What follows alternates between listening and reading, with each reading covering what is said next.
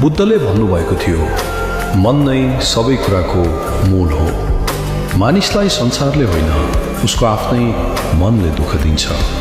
जब कसैले तिमीलाई नराम्रो भन्छ, त्यो शब्द केवल आवाज मात्र हो, तर त्यो आवाजले चोट कहिले दिन्छ जब तिम्रो मनले त्यसलाई सत्य मानेर स्वीकार गर्छ।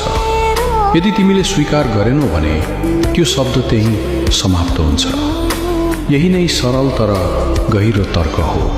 घटना स्वयंले दुःख दिँदैन, त्यसप्रतिको हाम्रो आसक्ति र अपेक्षाले दुःख दिन्छ।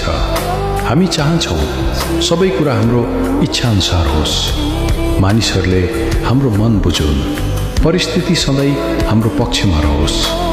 तर संसार आफ्नै नियममा चलिरहेको हुन्छ, समय आफ्नै गतिमा बगिरहेको हुन्छ, मानिसहरू आफ्नै सोच अनुसार बोलिरहेका हुन्छन्। जब यथार्थ हाम्रो चाहना अनुसार हुँदैन, त्यहीबाट असन्तोष जन्मिन्छ, असन्तोषबाट दुःख।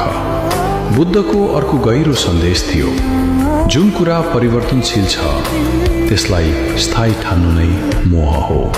शरीर बदलिन्छ, सम्बन्ध बदलिन्छन्, भावना, धन, प्रतिष्ठा सबै परिवर्तनशील छन्, तर हामी परिवर्तनशील कुरालाई समातेर राख्न खोज्छौँ। त्यही समात्ने प्रयास नै दुःखको जरा हो। साँचो शान्ति तब आउँछ जब मानिसले बुझ्छ, म संसारलाई नियन्त्रण गर्न सक्दिनँ, तर आफ्नै मन र प्रतिक्रिया नियन्त्रण गर्न सक्छु।